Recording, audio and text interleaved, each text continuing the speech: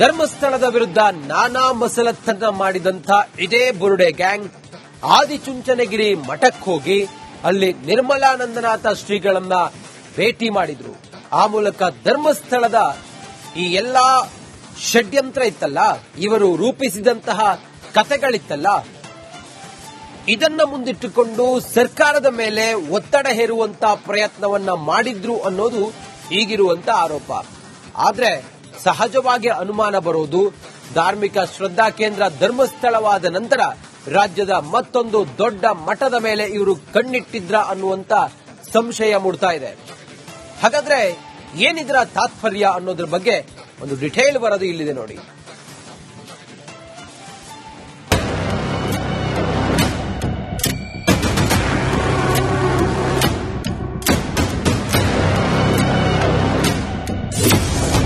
ಆದಿಚುಂಚನಗಿರಿ ಶ್ರೀ ವಿರುದ್ಧ ಸೌಜನ್ಯ ಹೋರಾಟಗಾರರ ಆರೋಪ. ನಿರ್ಮಲಾನಂದ ಸ್ವಾಮೀಜಿ ಬಳಿ ಚಿನ್ನಯ್ಯ ಹೋಗಿದ್ದಾನೆ. ಶ್ರೀ ಕ್ಷೇತ್ರ ಧರ್ಮಸ್ಥಳದ ವಿರುದ್ಧ ಬುರುಡೆ ಗ್ಯಾಂಗ್ ಮಾಡಿದ್ದ ಷಡ್ಯಂತ್ರ ಬಟಾಬಯಲಾಗಿದೆ. ಎಸ್ಐಟಿ ತನಿಖಾ ವರದಿಯಲ್ಲಿ ಷಡ್ಯಂತ್ರಗಳ ಬಣ್ಣ ಬಯಲಾಗಿದೆ. ಇದರ ಬೆನ್ನಲ್ಲೇ ನೆಕ್ಸ್ಟ್ ಟಾರ್ಗೆಟ್ ಆದಿಚುಂಚನಗಿರಿಯ ಅನ್ನೋ ಅನುಮಾನ ಮೂಡಿದೆ.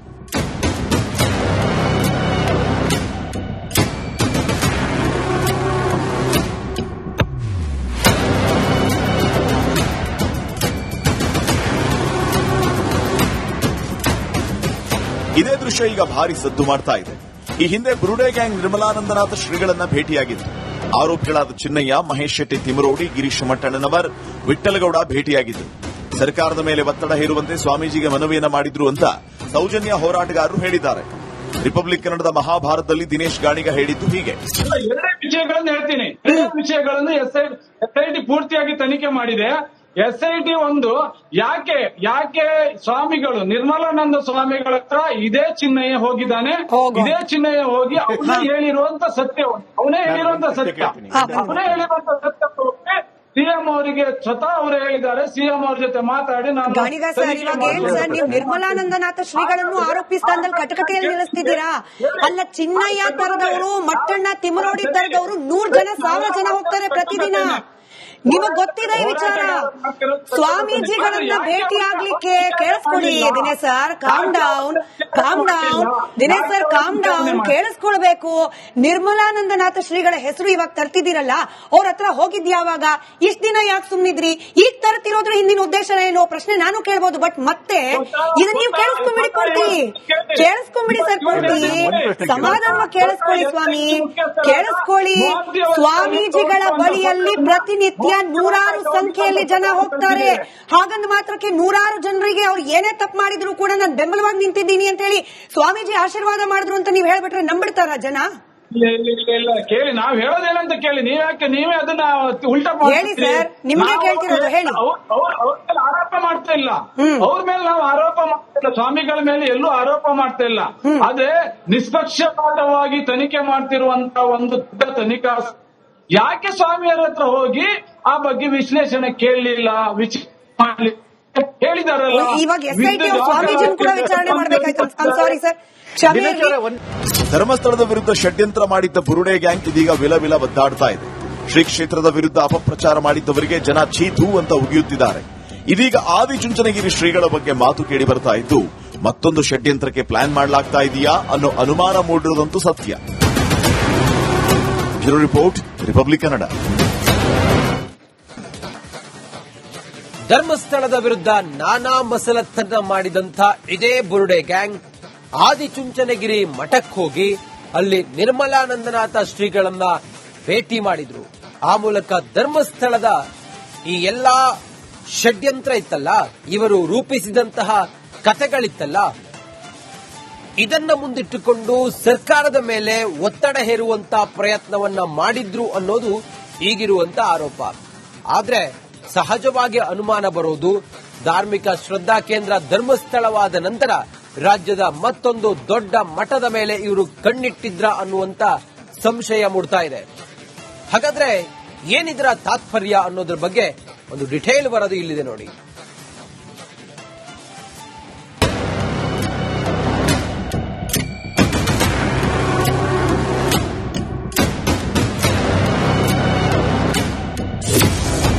ಆದಿಚುಂಚನಗಿರಿ ಶ್ರೀ ವಿರುದ್ಧ ಸೌಜನ್ಯ ಹೋರಾಟಗಾರರ ಆರೋಪ.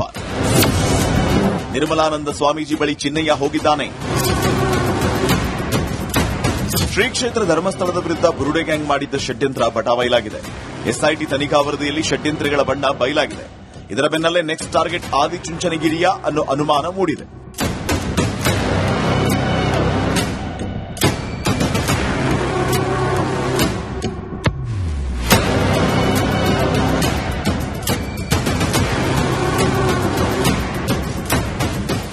ಇದೇ ದೃಶ್ಯ ಈಗ ಭಾರಿ ಸದ್ದು ಮಾಡ್ತಾ ಇದೆ. ಈ ಹಿಂದೆ ಬುರುಡೆ ಗ್ಯಾಂಗ್ ನಿರ್ಮಲಾನಂದನಾಥ ಶ್ರೀಗಳನ್ನ ಭೇಟಿಯಾಗಿತ್ತು. ಆರೋಪಿಗಳಾದ ಚಿನ್ನಯ್ಯ, ಮಹೇಶ್ ಶೆಟ್ಟಿ ತಿಮರೋಡಿ, ಗಿರೀಶ್ ಮಟ್ಟಣ್ಣನವರ್, ವಿಠ್ಠಲಗೌಡ ಭೇಟಿಯಾಗಿದ್ದರು. ಸರ್ಕಾರದ ಮೇಲೆ ಒತ್ತಡ ಹೇರುವಂತೆ ಸ್ವಾಮೀಜಿಗೆ ಮನವಿಯನ್ನ ಮಾಡಿದ್ರು ಅಂತ ಸೌಜನ್ಯ ಹೋರಾಟಗಾರರು ಹೇಳಿದ್ದಾರೆ. ರಿಪಬ್ಲಿಕ್ ಕನ್ನಡದ ಮಹಾಭಾರತದಲ್ಲಿ ದಿನೇಶ್ ಗಾಣಿಗ ಹೇಳಿದ್ದು ಹೀಗೆ. ಎರಡೇ ವಿಷಯಗಳನ್ನು ಹೇಳ್ತೀನಿ. ಎರಡೇ ವಿಷಯಗಳನ್ನು ಎಸ್ಐಟಿ ಪೂರ್ತಿಯಾಗಿ ತನಿಖೆ ಮಾಡಿದೆ. ಎಸ್ಐಟಿ ಒಂದು ಯಾಕೆ ಸ್ವಾಮಿಗಳು ನಿರ್ಮಲಾನಂದ ಸ್ವಾಮಿಗಳ ಹತ್ರ ಇದೇ ಚಿನ್ನಯ್ಯ ಹೋಗಿದ್ದಾನೆ. ಇದೇ ಚಿನ್ನಯ್ಯ ಹೋಗಿ ಅವನೇ ಹೇಳಿರುವಂತ ಸತ್ಯ ಸಿಎಂ ಅವರಿಗೆ ಸ್ವತಃ ಅವರು ಹೇಳಿದ್ದಾರೆ. ಸಿಎಂ ಅವ್ರ ಜೊತೆ ಮಾತಾಡಿ ನಾನು ಗಾಣಿಗ ಸರ್, ಇವಾಗ ಏನ್ ಸರ್ ನೀವು ನಿರ್ಮಲಾನಂದನಾಥ ಶ್ರೀಗಳನ್ನು ಆರೋಪಿಸಿದಂದಲ್ಲಿ ಕಟಕಟೆಯಲ್ಲಿ ನಿಲ್ಲಿಸ್ತಿದ್ದೀರಾ? ಅಲ್ಲ, ಚಿನ್ನಯ್ಯ ತರದವರು, ಮಟ್ಟಣ್ಣ ತಿಮರೋಡಿ ತರದವರು 100 ಜನ 1000 ಜನ ಹೋಗ್ತಾರೆ ಪ್ರತಿದಿನ. ನಿಮಗ್ ಗೊತ್ತಿದೆ ಈ ವಿಚಾರ. ಸ್ವಾಮೀಜಿಗಳನ್ನ ಭೇಟಿಯಾಗ್ಲಿಕ್ಕೆ ಕೇಳಿಸ್ಕೊಡಿ Dinesh sir, calm down. Dinesh sir calm down, ಕೇಳಿಸ್ಕೊಳ್ಬೇಕು. ನಿರ್ಮಲಾನಂದನಾಥ ಶ್ರೀಗಳ ಹೆಸರು ಇವಾಗ ತರ್ತಿದ್ದೀರಲ್ಲ, ಅವ್ರ ಹತ್ರ ಹೋಗಿದ್ಯಾವಾಗ? ಇಷ್ಟ ದಿನ ಯಾಕೆ ಸುಮ್ನಿದ್ರಿ? ಈಗ ತರ್ತಿರೋದ್ರ ಹಿಂದಿನ ಉದ್ದೇಶ ಏನು ಪ್ರಶ್ನೆ ನಾನು ಕೇಳ್ಬೋದು. ಬಟ್ ಮತ್ತೆ ಇದನ್ನ ನೀವು ಕೇಳಿಸ್ಕೊಂಬಿಡಿ ಪೂರ್ತಿ, ಕೇಳಿಸ್ಕೊಂಬಿಡಿ ಸರ್ ಪೂರ್ತಿ. ಸಮಾಧಾನವಾಗಿ ಕೇಳಿಸ್ಕೊಳ್ಳಿ ಸ್ವಾಮಿ, ಕೇಳಿಸ್ಕೊಳ್ಳಿ. ಸ್ವಾಮೀಜಿಗಳ ಬಳಿಯಲ್ಲಿ ಪ್ರತಿನಿತ್ಯ 100 ಸಂಖ್ಯೆಯಲ್ಲಿ ಜನ ಹೋಗ್ತಾರೆ. ಹಾಗಂದ ಮಾತ್ರಕ್ಕೆ 100 ಜನರಿಗೆ ಅವ್ರು ಏನೇ ತಪ್ಪು ಮಾಡಿದ್ರು ಕೂಡ ನಾನು ಬೆಂಬಲವಾಗಿ ನಿಂತಿದ್ದೀನಿ ಅಂತ ಹೇಳಿ ಸ್ವಾಮೀಜಿ ಆಶೀರ್ವಾದ ಮಾಡಿದ್ರು ಅಂತ ನೀವು ಹೇಳ್ಬಿಟ್ರೆ ನಂಬಿಡ್ತಾರ ಜನ? ಇಲ್ಲ ಕೇಳಿ, ನಾವ್ ಹೇಳೋದೇನಂತ ಕೇಳಿ. ನೀವೇ ಅದನ್ನ ಉಲ್ಟಾ ಹೇಳಿ ಸರ್, ನಿಮ್ಗೆ ಕೇಳ್ತಿರೋದು ಹೇಳಿ. ಅವ್ರ ಆರೋಪ ಮಾಡ್ತಾ ಇಲ್ಲ, ಅವ್ರ ಮೇಲೆ ನಾವು ಆರೋಪ ಮಾಡ್ತಾ ಇಲ್ಲ, ಸ್ವಾಮಿಗಳ ಮೇಲೆ ಎಲ್ಲೂ ಆರೋಪ ಮಾಡ್ತಾ ಇಲ್ಲ. ಆದ್ರೆ ನಿಷ್ಪಕ್ಷಪಾತವಾಗಿ ತನಿಖೆ ಮಾಡ್ತಿರುವಂತ ಒಂದು ತನಿಖಾ ಯಾಕೆ ಸ್ವಾಮಿಯರ ಹತ್ರ ಹೋಗಿ ಆ ಬಗ್ಗೆ ವಿಶ್ಲೇಷಣೆ ಕೇಳಲಿಲ್ಲ, ಹೇಳಿದಾರಲ್ಲ. ಇವಾಗ ಎಸ್ಐಟಿ ಸ್ವಾಮೀಜಿ ಕೂಡ ವಿಚಾರಣೆ ಮಾಡಬೇಕಾಯ್ತು. ಸಾರಿ ಸರ್, ಧರ್ಮಸ್ಥಳದ ವಿರುದ್ಧ ಷಡ್ಯಂತ್ರ ಮಾಡಿದ್ದ ಬುರುಡೆ ಗ್ಯಾಂಗ್ ಇದೀಗ ವಿಲವಿಲ ಒದ್ದಾಡ್ತಾ ಇದೆ. ಶ್ರೀ ಕ್ಷೇತ್ರದ ವಿರುದ್ಧ ಅಪಪ್ರಚಾರ ಮಾಡಿದ್ದವರಿಗೆ ಜನ ಚೀತು ಅಂತ ಉಗಿಯುತ್ತಿದ್ದಾರೆ. ಇದೀಗ ಆದಿಚುಂಚನಗಿರಿ ಶ್ರೀಗಳ ಬಗ್ಗೆ ಮಾತು ಕೇಳಿ ಬರ್ತಾ ಇದ್ದು, ಮತ್ತೊಂದು ಷಡ್ಯಂತ್ರಕ್ಕೆ ಪ್ಲಾನ್ ಮಾಡಲಾಗ್ತಾ ಇದೆಯಾ ಅನ್ನೋ ಅನುಮಾನ ಮೂಡಿರುವುದಂತೂ ಸತ್ಯ. Bureau report, republic Kannada.